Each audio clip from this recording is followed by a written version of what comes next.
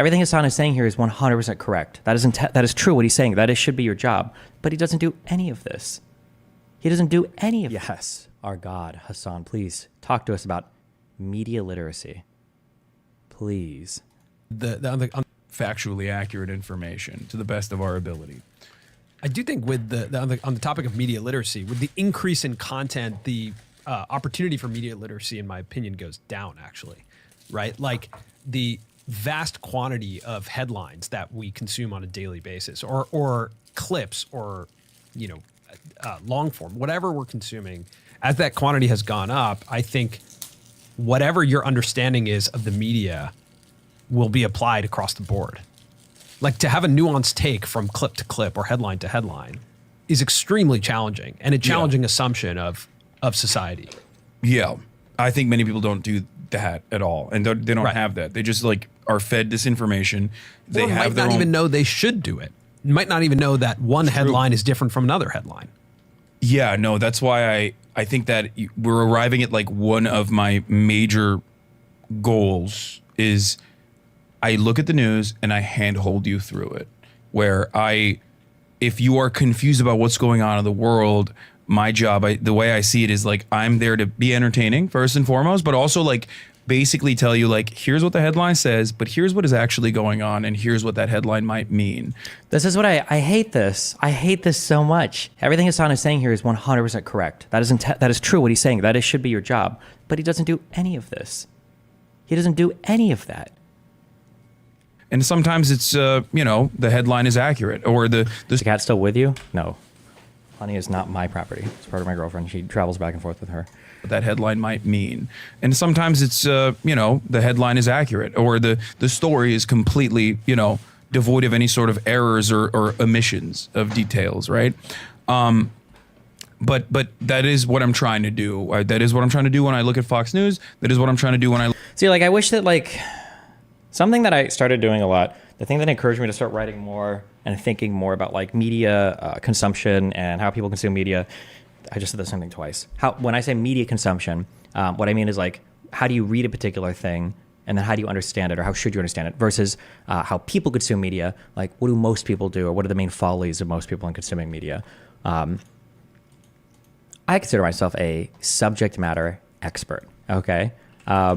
And I think that from that position, I think I try to have a more critical view rather than just parroting things that I've seen online. This is why I push so much, or you've heard me say over and over again, like when people say, how do you pick a good source? We'll just read a variety of sources. Like, no, that's an answer that is devoid of thought. Nobody's actually thought through what that means to read a variety of sources. It doesn't mean anything people say, right? When you're in Hasan's position or my position, you have the opportunity to engage with a ton of different types of communities and a ton of different types of people and watch them consume media, understand how media cycles work, probably more than almost anybody on the planet, save for actual like media pundits that work in mainstream media. And even at that, you have a unique perspective on things because you've got more direct engagement with media consumers than even like pundits do, because they don't usually engage with media consumers. But that is what I'm trying to do. That is what I'm trying to do. So there are much better answers to this question of something that I would say is when you're trying to see if media is misleading you, something being right or wrong is not usually the important part. If you get into alternative media spaces, especially YouTube, you can just find a lot of stuff that's just wrong, okay? Like the RFKs of the world, just wrong. But the big problem is when you're reading on reporting, things are selectively reported. People choose what things they want to tell you. And you can find things that aren't technically wrong, but they're not really conveying conceptually the most accurate picture, if that makes sense. Like a really good example was, we watched this the other day. When the immunity thing came out, I think the headlines for, I think the left-leaning stuff, I think people were saying Trump granted criminal immunity, stuff like that. And I think the Fox News headline was like, the way, like nothing from what I remember, and I only skimmed these articles, nothing in any of these Fox News articles was incorrect. Oh, so like right here, this focus on like this top line here. Chief Justice John Roberts says the president enjoys no immunity for his official acts. For his unofficial acts, right? This is like true, right? Nothing that's reported in these articles can be untrue or false, but it can still be misleading. People should focus on that more. The reason why you should focus on that more is because the solution is, in order to critically evaluate any particular media source, you have to have some kind of working knowledge of the material at hand, or else you're always just being led around by propagandists like Hasan, you know? But, yeah. Right? But that is what I'm trying to do. That is what I'm trying to do when I look at Fox News. That is what I'm trying to do when I look at MSNBC. Because I have plenty of disagreements with liberals as well as I do with Republicans. I think the interesting parallel between yourself and the New York Times is that, the New York Times, I open the app every single day and I go straight to Wordle and then I play the spelling bee every day. That's great. And I'm in there. And then I'll quickly click on the news tab and I'm like, all right, here's some things that are happening, and I will spend way less time looking at the headlines and the news, but I'm in. Like, you've brought me in, New York Times, you got me, I'm in a news world, right? And I feel like with you, your beginnings were gaming on Twitch. And even still now, there is like you said, you're like having fun, right? Occasionally you do play games. Yeah. And then there's a news element as well that like, it's this interesting thing that like the news more so than ever requires this entertainment that may not be a part of it. So like this thing is a good example in chat. Destiny, doesn't the Trump presidency behavior from CNN disqualify them as a valid source? How do you explain the Charlottesville good people on both sides stuff? I don't know from what platform a conservative can ever launch a factual grievance with any news source ever, but they are allowed to, right? I don't know how they dictate like the media agenda with that, like screeching about Russiagate. For everything you have to say about Russiagate, the Hillary email stuff was like a billion times more egregious, and the Benghazi stuff, right? There were no credible indictments.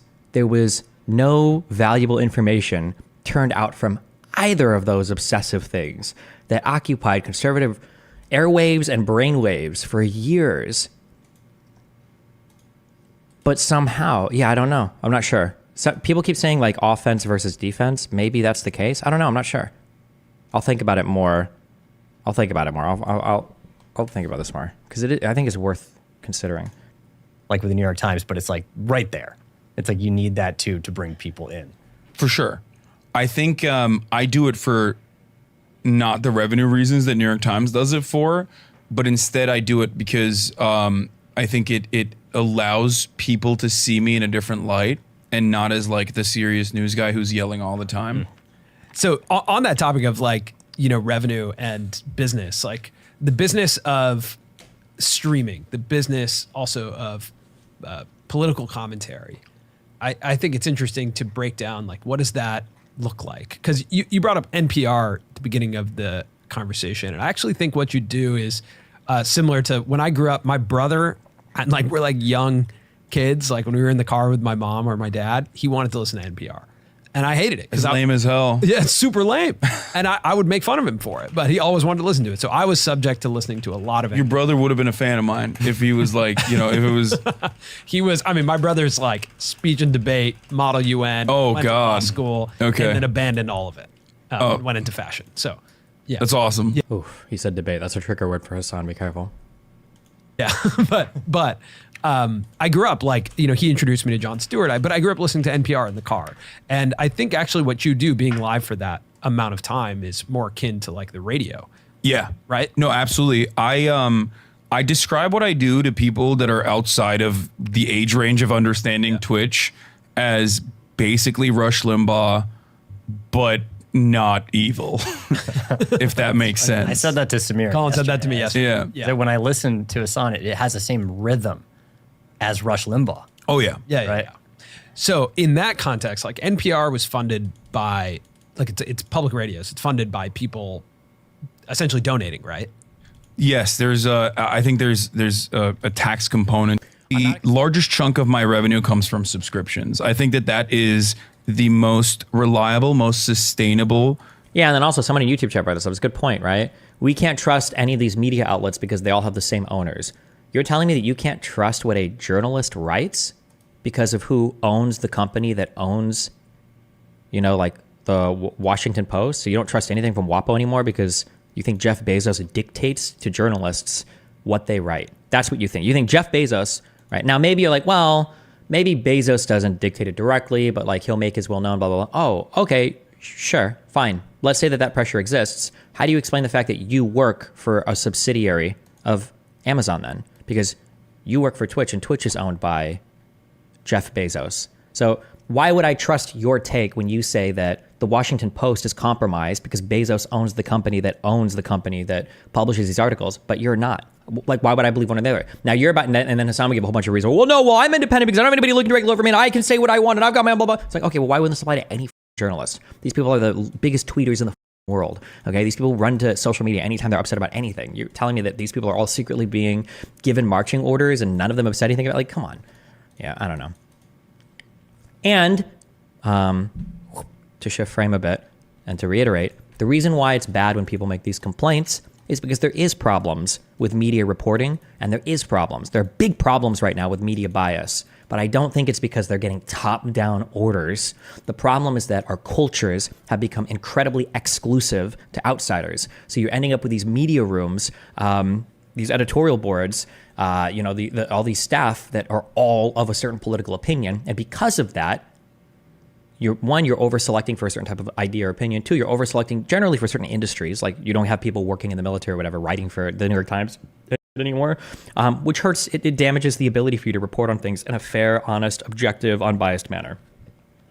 But you can't even have that conversation. You can't talk about that because it's like, well, why does the New York Times or the Washington Post up? Well, it's because Biden is telling them what to write. And it's like, well, okay. Appreciate that, Destiny. All right, bye. Remember to hit that like and subscribe, and don't forget the notification bell so that my videos show up right in your feed.